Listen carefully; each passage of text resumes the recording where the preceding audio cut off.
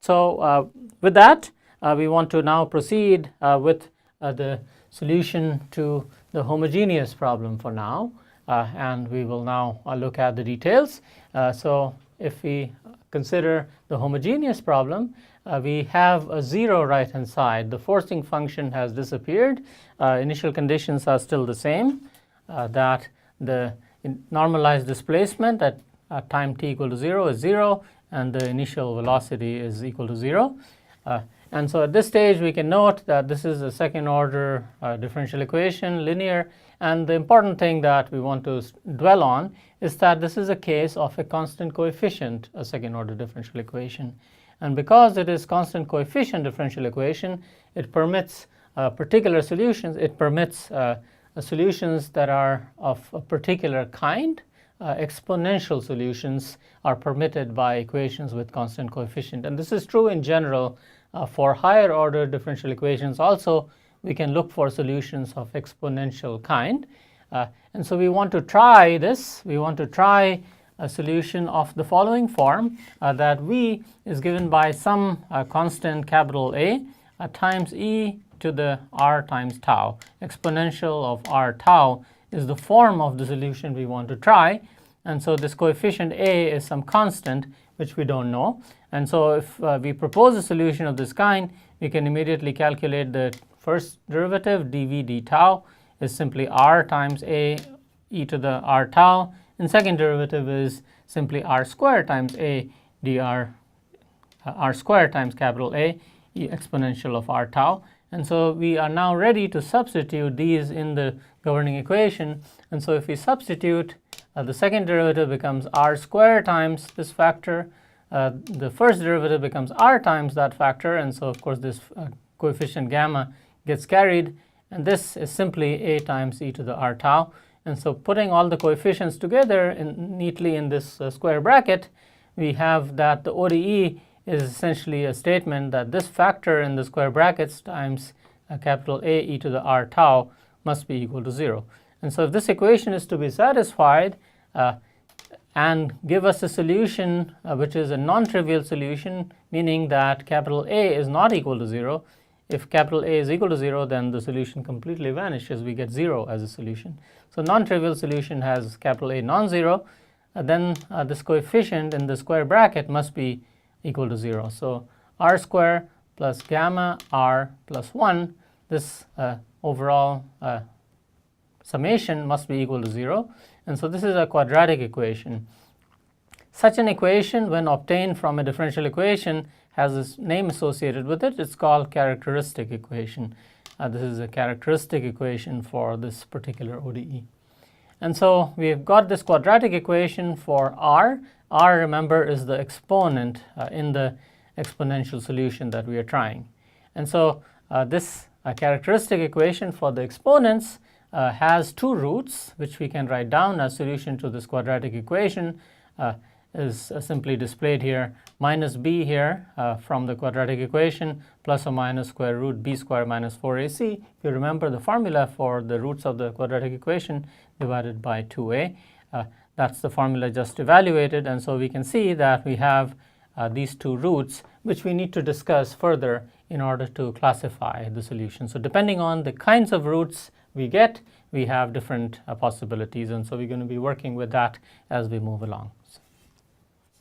So the quadratic equation, depending on its roots, we have three cases to consider.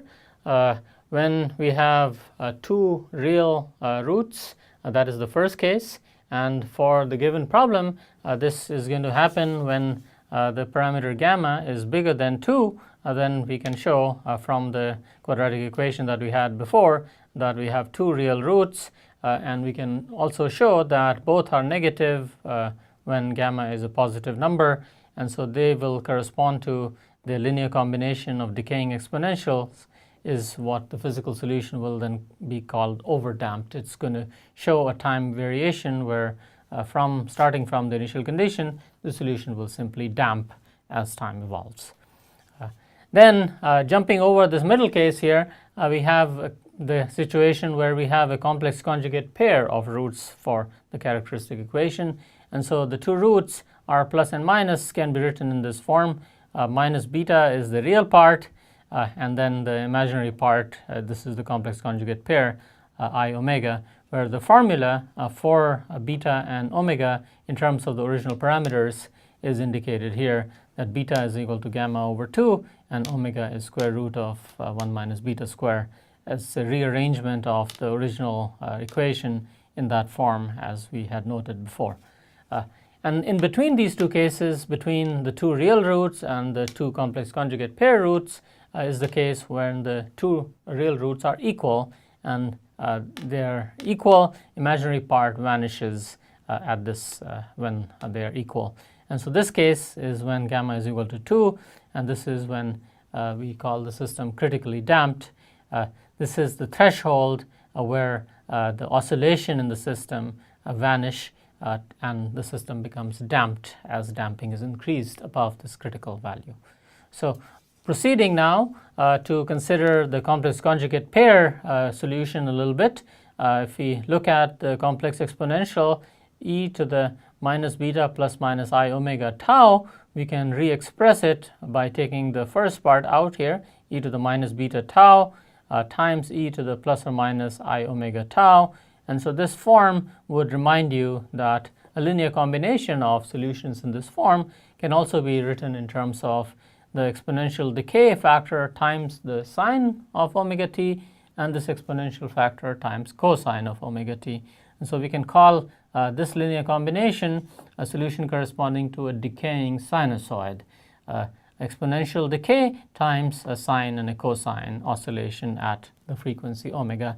And note that since omega is related to beta by this parameter, omega in general is not equal to 1, and so the frequency of oscillation when we have damping present is different from the natural frequency when damping is exactly equal to 0. That's something the mathematics is telling us. All right, so let's now turn to describing the solution for this complex conjugate pair case in more detail. So looking into this case of damped oscillation further, this is when parameter beta is between 0 and 1. Beta positive gives us damping and less than 1 gives us oscillations which damp.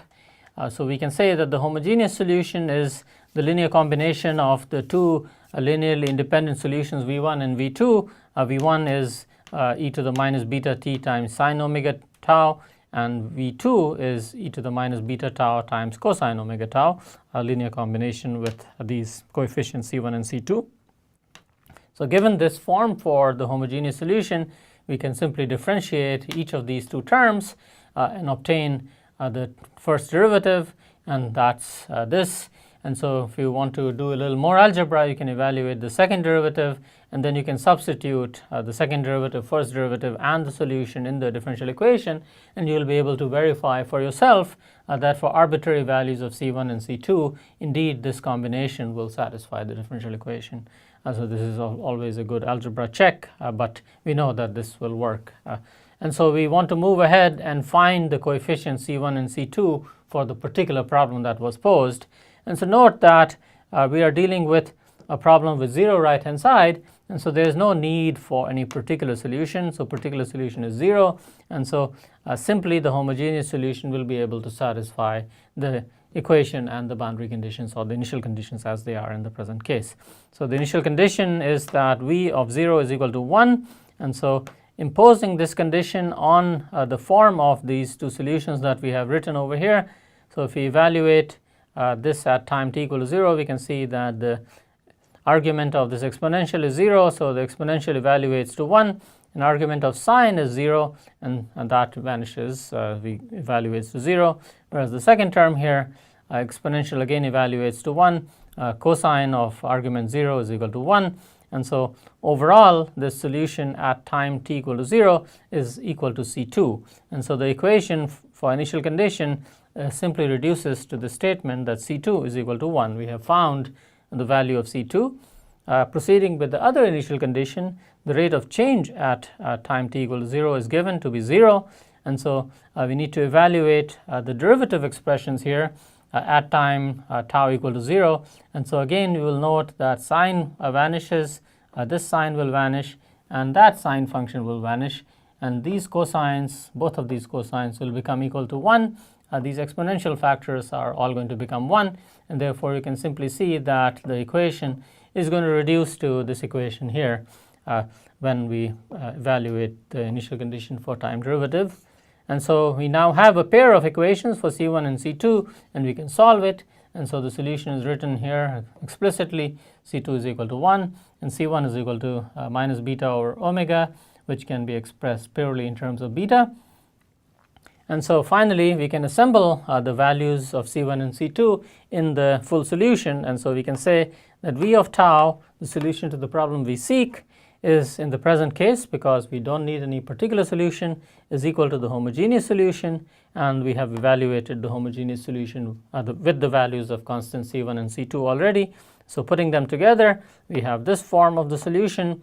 And so there is something interesting that I want to stress here, is that whenever you get expressions like this, it's actually interesting to try to arrange it a little further.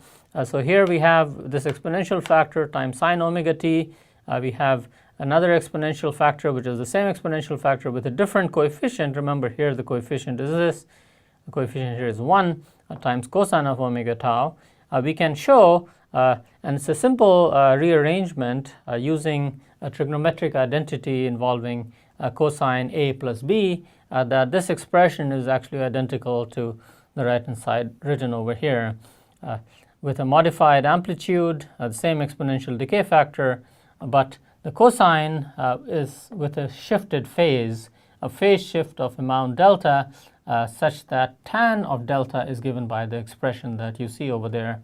Of course, the frequency of this cosine oscillation is the frequency of damped oscillation that we noted before.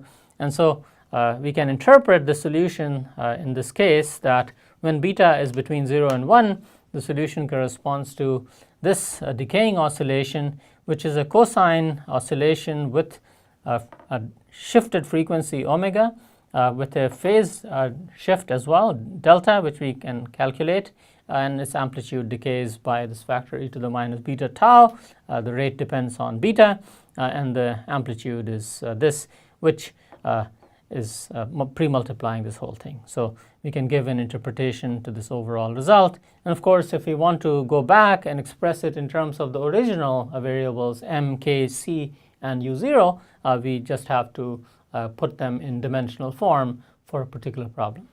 So we will now turn to discuss the other two cases. This was the case where we had complex conjugate pair. We have to capture the other two cases when the case when we have critical damping, when the two roots are equal, and when both roots are positive, corresponding to overdamped oscillation.